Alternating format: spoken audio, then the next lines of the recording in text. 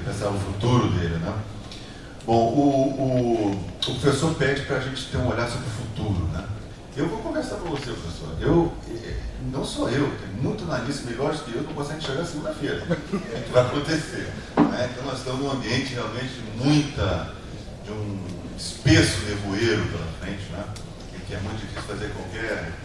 Embora dê, através do nevoeiro, se vê alguns contornos, né? Porque os contornos não são fáceis de definir, mas eu vou tentar, no final, fazer algum tipo de conjectura.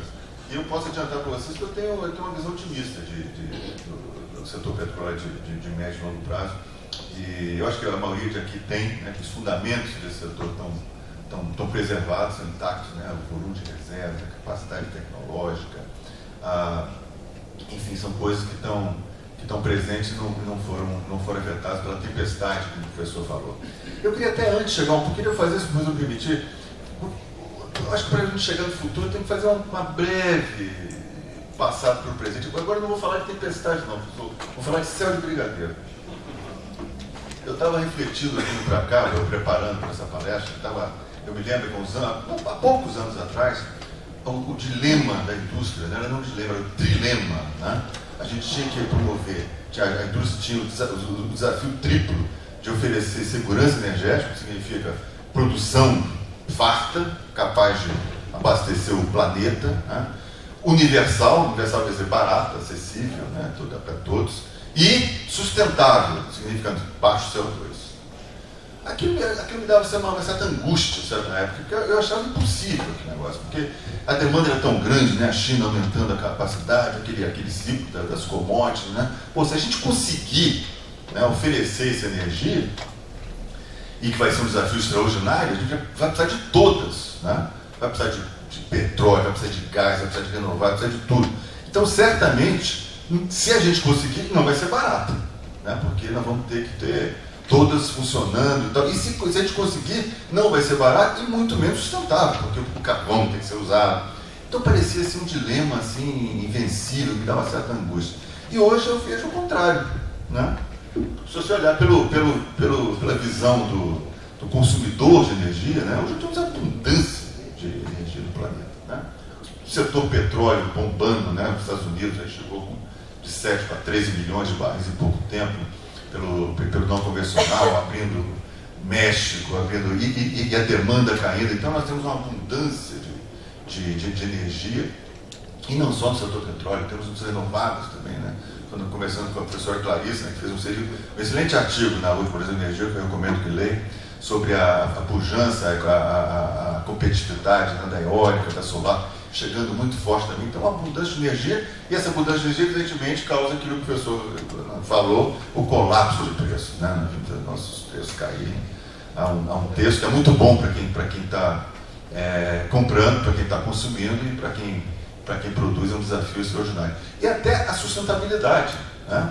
que era um enorme desafio, ainda é, né? Como é que a gente vai chegar a reduzir as emissões e tal.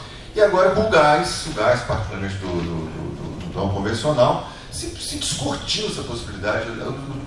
Os Estados Unidos, que não assinou o protocolo de Kyoto porque achava que não ia conseguir entregar, foi um dos poucos países que conseguiu entregar por causa do gás. E agora, metas cada vez mais ambiciosas, né, de redução de CO2, e eu estou convencido, não só os Estados Unidos, como China, esses países importantes, porque vem o gás e o gás barato, como um potencial para deslocar o carvão, principalmente, né, e atingir aqueles níveis lá. Então, essa tempestade ela pode ser vista também com um certo brigadeiro, dependendo de quando a gente volta. Mas, indiscutivelmente, para os produtores, é um novo cenário, né, e que, olhando para frente, né, o nome do jogo hoje, eu acho que esse cenário de preço baixo, ou vão ficar, ou vão durar tempo suficiente, que todos têm que se planejar para o futuro, de acordo com um cenário de preço baixo. Isso aí eu acho que é uma coisa que todos estão se preparando para isso.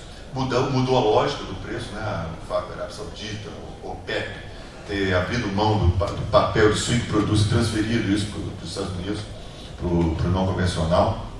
Isso aí, e o não convencional mostrando uma extraordinária resiliência, né? Que ninguém esperava, né? Há sondas caindo, o número de sondas caindo, mas a produção continua a sustentar, então, e os custos caindo. Então, esse petróleo, né, esse referencial de petróleo muito mais, digamos assim, dinâmico, capaz de ser, e dando um outro balizamento, que a maioria das empresas hoje está sentindo que isso aí, se não for para sempre, é por muito tempo, né?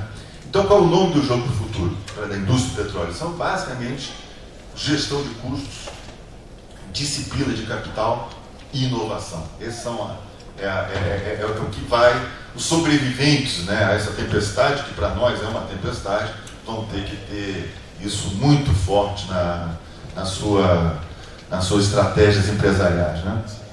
Bom, essa nós temos uma tempestade que vem de fora, né, que é essa revolução energética que nós estamos passando com todas essas implicações. E essa tempestade, como o professor falou, encontra uma tempestade interna nossa aqui, né?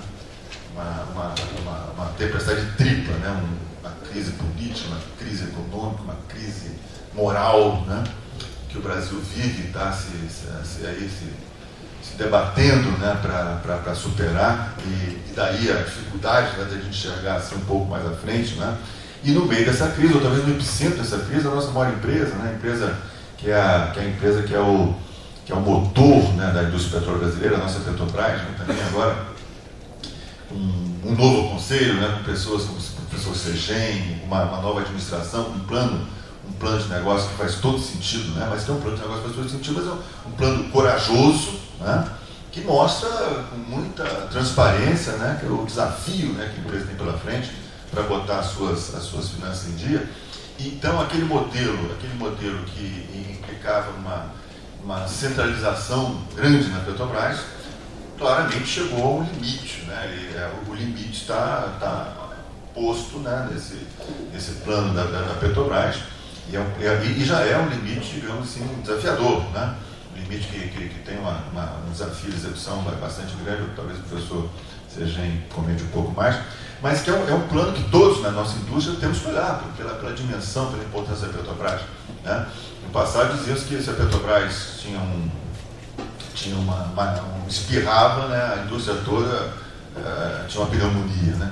E hoje isso continua verdade, né? Então nós temos essa grande crise do setor petróleo, com esse efeito dominó, né, que nós vimos a partir da Petrobras, em toda a cadeia de suprimento, uma falta, a gente sente muito forte na indústria, uma falta de coordenação, né, que é quase uma crise sistêmica, né, que empresas boas e ruins, empresas que estão todas sendo afetadas de uma maneira dramática, algumas de uma maneira trágica, né, por essa crise que nós estamos vivendo. Mas é a crise que nós temos, é a crise que nós vamos sobreviver, né, como o professor falou. Nós temos uma tempestade, mas não há dúvida que a indústria e o Brasil é muito maior que a crise. Nós vamos chegar lá, nós vamos ultrapassar isso tudo. Bom, como? Esse aí é o tema principal. Bom, claramente um modelo que implique uma grande centralização da Petrobras tem um limite, né? O limite está mais ou menos estabelecido, né? Então vai ser uma grande escolha brasileira. Nós vamos querer ficar nesse nível de investimentos, né, ou não, né? Ou vamos querendo ampliar. Potencial para ampliação, eu não tenho dúvida que o Brasil tem, né? Como o professor falou, o número que eu tenho é 40% de todo o petróleo convencional, né, do planeta, convencional, incluindo o Oriente Médio, só excluindo o não convencional, que é o fenômeno, por enquanto, americano. Dos últimos 10 anos, foi descoberto no Brasil. Né? Isso é uma coisa, é um potencial extraordinário. Né? E não só pelo volume, pela sua robustez econômica. Né? É só olhar os dados publicados pela BG e pela própria Petrobras, né? Nós vemos que são o pré-sal, extraordinário pleito pré-sal, ele é capaz de dar retorno sobre o capital empregado, ele é capaz de ter um break-even, né, a níveis abaixo de $50. Né? Isso com o cenário de custos pré-colapso. Né? E os custos, outra coisa muito clara para o futuro, os custos vão cair muito, e tem que cair, e vão cair por pressão, vão cair brutalmente, porque todos, como eu falei, todos na cadeia vão ter uma pressão muito grande por gestão de custos, por disciplina de capital, e vão ter que inovar para fazer mais com menos. Né?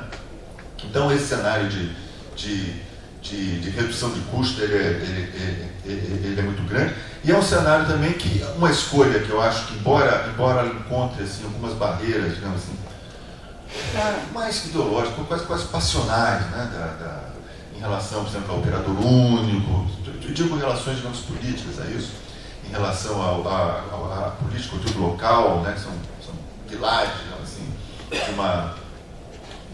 do modelo, né, que nós viemos vivendo no setor petróleo nos últimos anos. Esses pilares eu acho que eles vão mudar, né? Mudar assim, pela imposição da realidade, né? Não é nem, acho que nós do BP, desde sempre, né? Né? Por exemplo, quando a dimensão do pré-sal foi descortinada, né? Nós temos uma agenda que ela não mudou, né? Ela só fica mais urgente diante desse cenário atual, né? E essa agenda, ela basicamente é uma agenda que é uma agenda de competitividade, é uma agenda que torna o Brasil mais atraente para investimentos privados, né? Que sem ela, esses investimentos privados que podem fazer essa diferença do nível de investimentos que nós estamos, digamos assim, previstos para os próximos anos com base no novo plano da Petrobras, o que nós temos hoje na indústria, nós podemos facilmente, eu tenho certeza de duplicar ou triplicar isso. Eu acho que o Brasil atrair 10% do total de investimentos, do capex global do mundo, não é pedir demais, não é muito, né? Pelo potencial exploratório, como eu falei, a resiliência econômica do pré-sal. Hoje no mundo se gasta em torno de 700 bilhões de dólares em AIP, exploração e produção, né? Chegar a 60, 70 bilhões de dólares no Brasil não é nada demais para a questão do potencial do Brasil. No entanto, para o ano que vem, nós estamos limitados, muito provavelmente, a 20, 25 bilhões. Né? Eu acho que a metade é um terço do potencial brasileiro. Né? Então, isso tem uma capacidade de alavancar a economia brasileira no momento que ela mais precisa, né? De investimentos, de emprego, de tributos, de gás, de petróleo, extraordinário.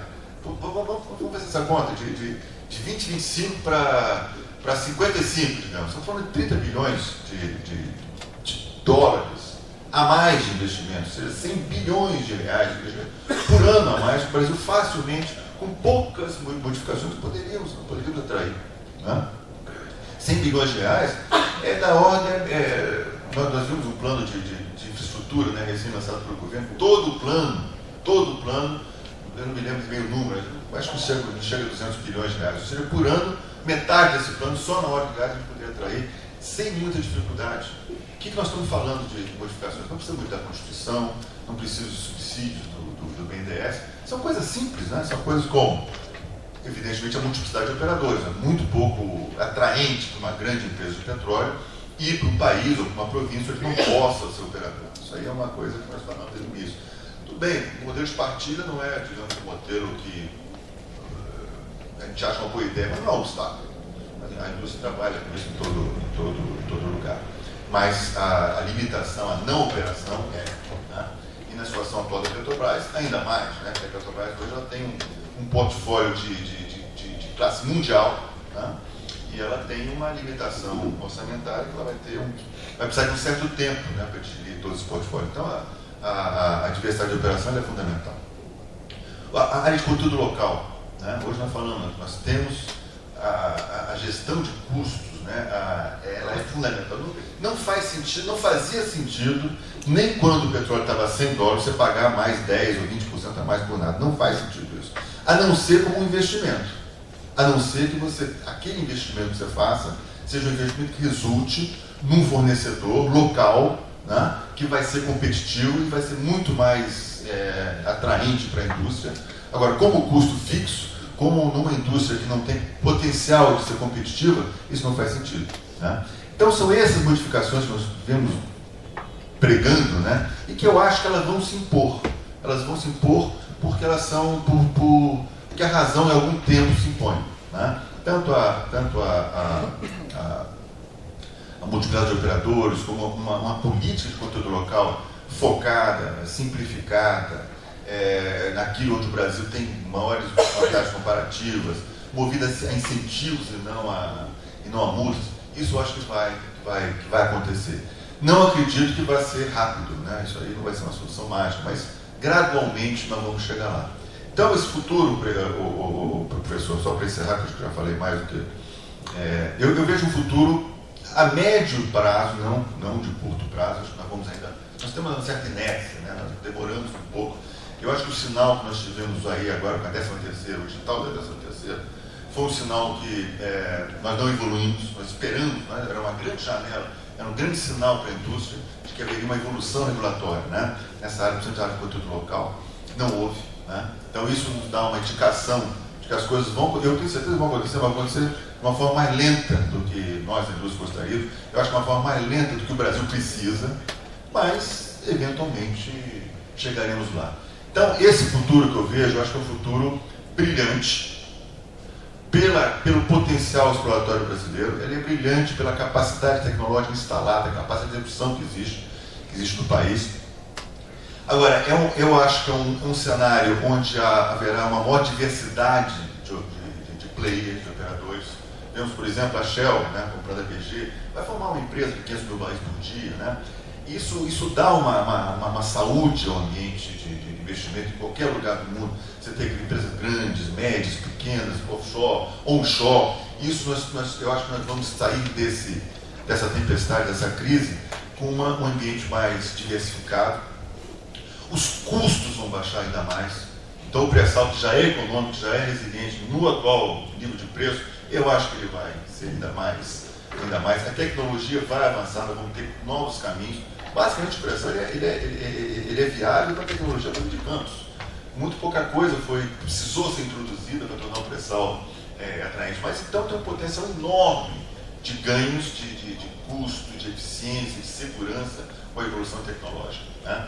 Então, esse é um cenário de número de empresas que serão, algumas empresas que vão diminuir, o setor acho que vai ter um encolhimento, né, no primeiro momento, né, mas ele vai sair, eu acho que talvez mais forte, mais magro, né, mais resiliente para esse futuro que teremos pela frente. Então, acho que para uma primeira intervenção, acho que fico por aqui, professor. Obrigado.